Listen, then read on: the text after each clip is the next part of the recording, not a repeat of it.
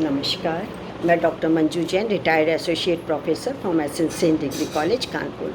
जी हाँ, मैं पिछले कई महीनों से प्रेरणादायक कहानी नामक शीर्षक से आपको वीडियोस शेयर करती हूँ। तो जैसा आपको विदित है कि मैं हर वीडियो में जो कि मेरी प्रेरणादायक होती हैं, जो मोटिवेशन स्टोरीज़ होती हैं, उसमें हर कहानी में कहीं ना कहीं अच्छाई, महत्व, उसकी महत्व क्या है, उस कहानी की सीख क्या है, हमको उससे क्या मॉरल मिलता है, ये बताता है। तो मेरी बहनों, मेरे श्रोताओं जो भी सुन रहे हो मेरा वीडियो, मैं बार बार अपील यही करती हूँ कि ये मोटिवेशनल कहानियाँ जो हैं, स्टोरीज़ जो हैं, वो हमारे दिल और दिमाग दोनों में ऐसी पैठ कर जाती हैं, ऐसी घुस जाती हैं कि हम विचलित होने पर भी विचलित नहीं होते, हम डगमगाते नहीं हैं और अपने सही रास्ते का चुनाव करते हैं। यानी मस्तिष्क से, दिमाग से, रीजनिंग से, विवेक से हम सही निर्णय ले पाते हैं। तो हमारी समझ में मोटिवेशन स्टोरीज़ हर तरीके से फ़ायदेमंद हैं। तो आज भी मैंने एक, समझ लीजिए कि सुपर नेचुरल पावर या व्यक्ति के साथ, आप कुछ भी समझ लीजिए, लेकिन है बड़ी प्रेरणादायक कहानी। तो शीर्षक है उसका डमरू। तो डमरू से तो आपका कोरिलेशन तुरंत आपको पता चलता है, अरे डमरू तो भगवान शिव शंकर ही बजाते हैं, है ना। तो ठीक है, डमरू ही बजाते हैं। तो एक बार क्या हुआ कि देवताओं के देव कौन है? राजा इंद्र भगवान। इंद्र भगवान किसानों से नाराज़ हो गए और वहाँ पे कई किसान उस गांव में रहते थे। गांव में किसान भूमि का ही काम होता है और कोई होता नहीं है ज़्यादा, या कुटीर होते हैं। तो ज़्यादातर लोग अपनी भूमि से जुड़े होते हैं, किसानगिरी करते हैं। तो वहाँ पे रुष्ट हो गए, उन्होंने श्राप दे दिया इंद्र भगवान ने कि 12 वर्षों तक कोई भी बारिश नहीं होगी और तुम लोग ऐसे ही दुखी रहोगे।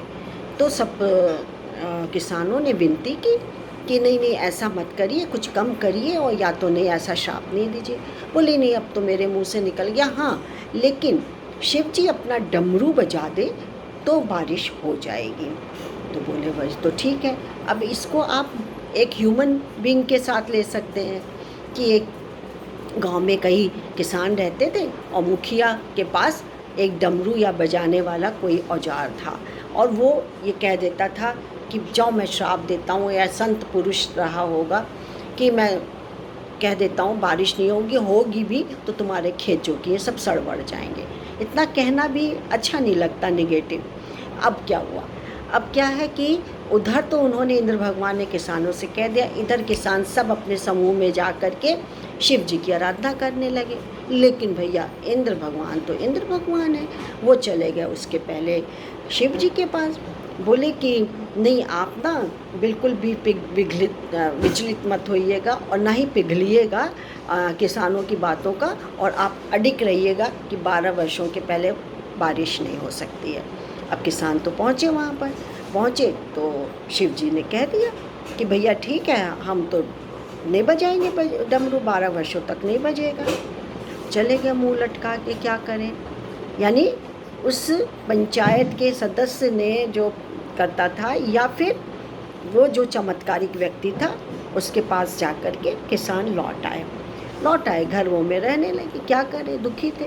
ऐसे करते करते 6-8 महीना, 1 वर्ष लगभग बीतने को हुआ, लेकिन सब किसानों ने खेतों में जाना छोड़ दिया। सिर्फ एक किसान था जो कि रोज़ रोज़ निराई गुड़ाई, बुआई, पानी देना, सूरज की रोशनी देना, खाद देना, ये सारी चीज़, परिश्रम करना, यही तभी तो पौधे पनपेंगे।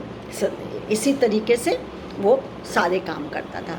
तो 1 साल तक तो उसने काम किया, लेकिन 1 साल के बीच में उसको बड़े ताने सुनने को मिले। किससे? अपने ही किसान भाइयों से ताने सुनने को क्या मिले कि तुम ये बकवास करते हो, पागल हो गए हो, सनकी हो गए हो, भगवान से क्या बढ़ कर के तुम हो? पंचायत का जो सदस्य है, न्याय पंचायत करता है, क्या तुम उससे बढ़ कर के हो? उसने जो कह दिया सो कह दिया। अब इधर वो किसान जो मेहनती था, निराई गुड़ाई करता था, मेहनत करता था, उसने कहा कि नहीं, मैं तो करूँगा, क्योंकि यदि नहीं करूँगा तो इस औजार में जंग लग जाएगी और मेरी आदत भी तो छूट जाएगी कि मैं कैसे खेती करता था। 12 वर्ष तो बहुत लंबा समय होता है। इसलिए अपने औजार को पैना करने के लिए और उसके साथ एक तरीके से दोस्ती रखने और निभाने के लिए मैं रोज़ करूँगा, भले ही मुझे फ़ायदा हो चाहे ना हो। लो भैया, ये बात तो शिव जी की पत्नी यानी पार्वती माँ भी सुन रही थी। चढ़ बैठी शिव जी के ऊपर, बोली कि सुन रहे हैं क्या हुए, ऐसे आप भी अपना डमरू बजाना भूल जाएंगे?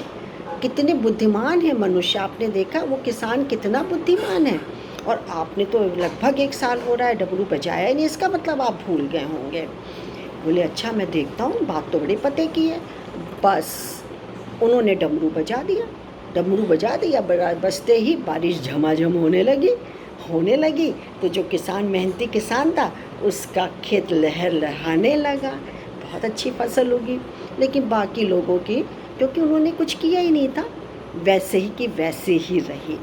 दोस्तों, क्या आपको पता है इसके पीछे क्या छुपा हुआ है? जी हाँ, हमारे साथ भी ऐसे ही है कि हम काम करना छोड़ जाते तो हमारा शरीर जस्ट लाइक अ मशीन है ना। मशीन को आप कल पुर्जों को नहीं चलाएंगे तो क्या होगा, वो भी जंग लग जाएगी और हमारी भी जंग लग जाएगी।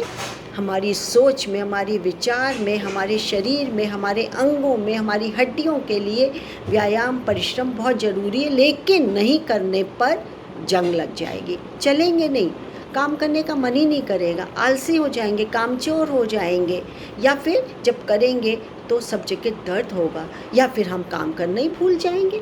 यदि हमने 12 साल तक रोटी नहीं बनाई है तो हमारी प्रैक्टिस छूट जाएगी, ऐसा है। ढोलक नहीं बजाई तो प्रैक्टिस छूट जाती है, उतनी अच्छी तरीके से नहीं बजा सकते। तो फिर क्या है, यदि आप लॉकडाउन से आप इधर आज के माहौल में सोचें तो 2 सप्ताह 4 हफ्ता कितने भी 2 वर्षों बाद भी लॉकडाउन खुलेगा तो सामान्य जनजीवन शुरू होगा। लेकिन केवल नकारात्मक बातों पर अपना ध्यान नहीं लगाना है, बिल्कुल नहीं लगाना है, कि नकारात्मक बातों पर अपना ध्यान लगाने के बजाय हमें क्या करना है, अपने कार्य, अपना व्यवसाय, अपना जॉब संबंधी जो भी चीज़ है उसकी कुशलताओं की धार को पैनी रखें। वो ये रोज़ चला करके ही होगा। और जो भी है आपकी अपने अभिरुचि जिस चीज़ में है, जो भी आप कार्य करते हैं जिसमें आपको रुचि है, आनंद आता है, संतोष प्राप्त होता है, उसको कभी भी आप उसके लिए अभ्यास मत छोड़िए, करते रहिए, डेली करते रहिए, हमेशा सकारात्मक परिणाम आपके आएंगे। जैसे डमरू बजने पर उस मेहनती किसान का खेत लहलहा उठा। ठीक है, तो दोस्तों मेरा संदेश आप तक यही पहुंचाना था कि आप भी परिश्रम करते रहें। विपरीत परिस्थिति आ रही हैं, परिस्थितियाँ आने दीजिए, हम अपना काम सुचारू रूप से करते रहेंगे और अंत में सफल होंगे। यही संदेश मेरा पहुंचाना है।